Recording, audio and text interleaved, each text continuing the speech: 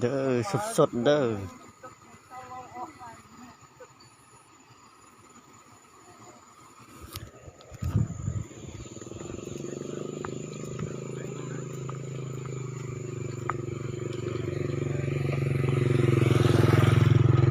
ตอนนี้ยังมีคนฆ่าอยู่ไหนเด้อ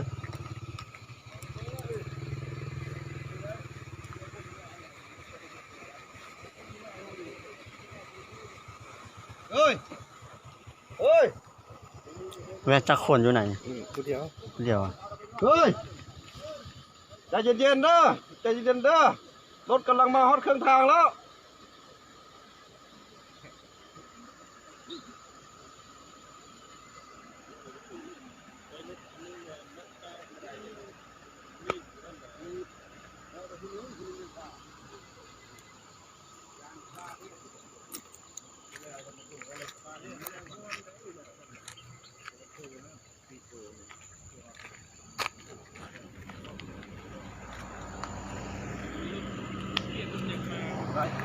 วันนี้ก็ได้แล้ว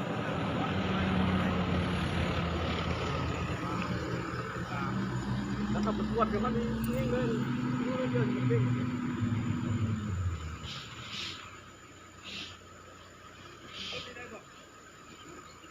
ได้แล้วเพราะว่าเขามีกล้ามมันกล้าม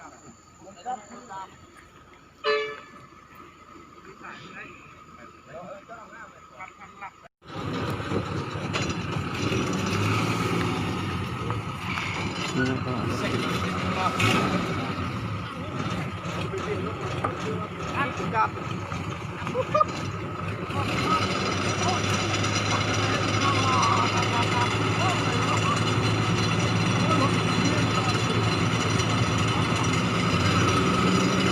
นนี้เนาะเขากำลังเอา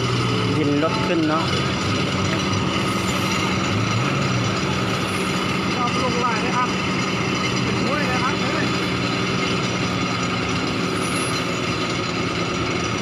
ไม่ไหวแล้ว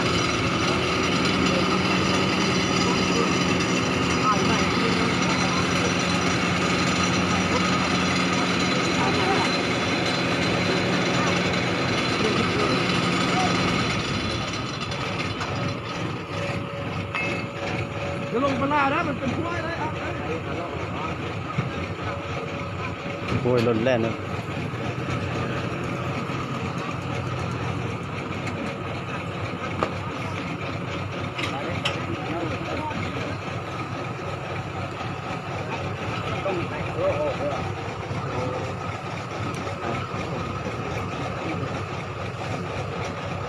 โอ้ยนี่เรื่องรถอันเดอร์มันคือเสี่ยวแท้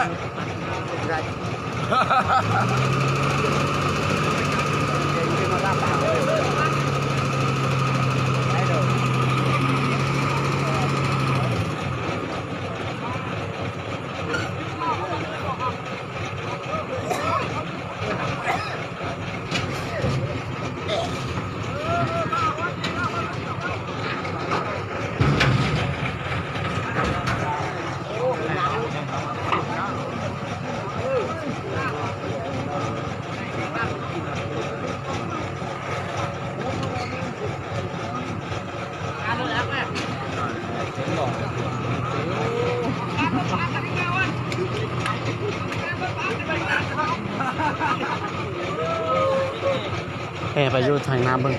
คน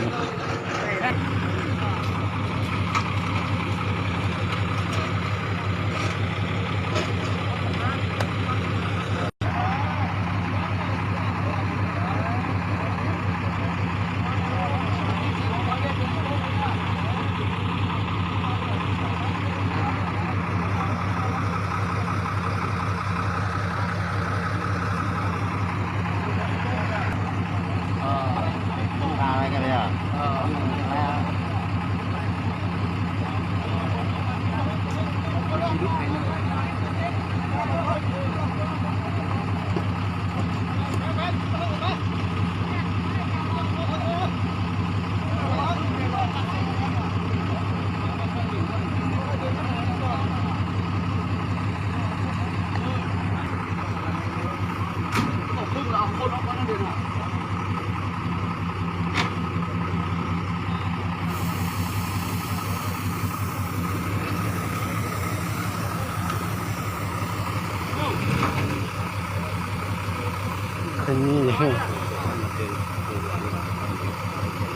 ไปเจอกินกับพึ่งเนาะคนก่อน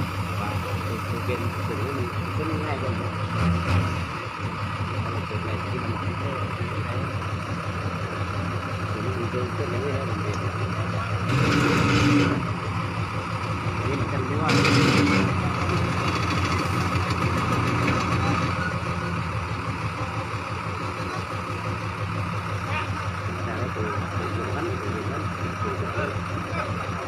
ไปช่วยกันงัดช่วยกันงัดเอาเนาะ ตอนนี้เนาะกำลังเอาคนเจ็บอยู่เนอะ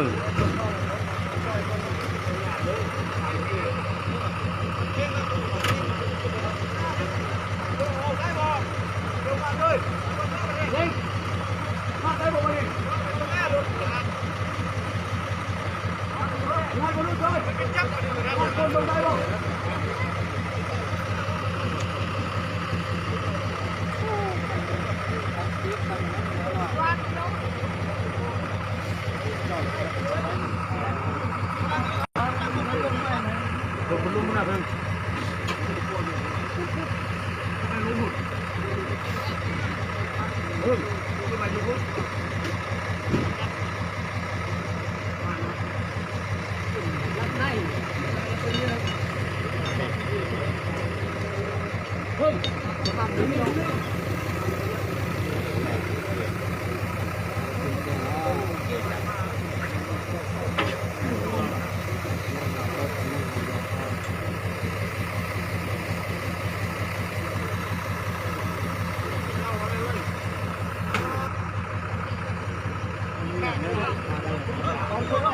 ปล่อยเสื้อแล้วยุ่งมันลงเลยค่อยไปแก้พวกนี้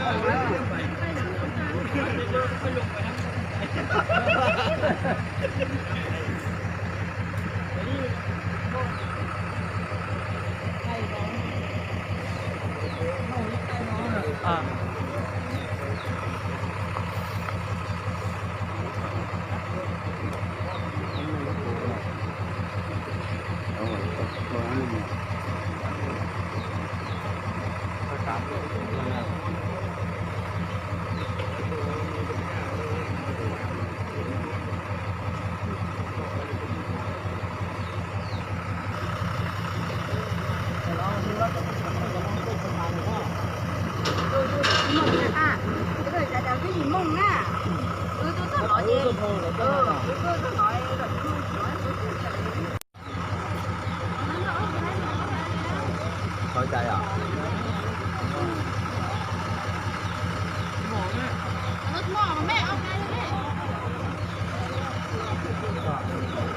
แค่นั้นแหละไปแล้วนี่จะดีระบอกเลยนะตอนนี้อ่ะ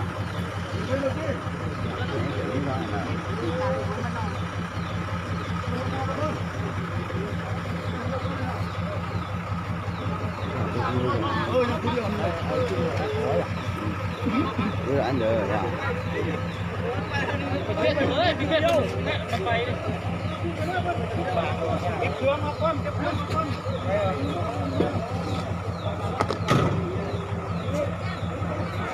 จริง ก็เจอออกเลยอ่ะนั่นเราเป็นบอกนั่นเราเป็นบอกมาลงทางก่อนไปลงทางทางหัวใหญ่ดิหัวใหญ่ดิแม่ก็ไม่ไม่รู้นะสุดเขียว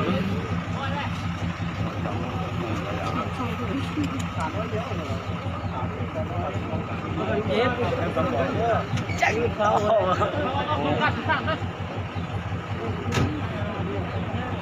กูเดือดเติมไม่ออกกันเลยมันขับรถเพราะว่าแถวทุกไปเลยเรียนนะว่าการขับรถเราให้ลูกพ่อก็ได้เข้าทุกวันนะขาดที่สุดเราไปเถอะกันนอนเอ็ดไปเดียว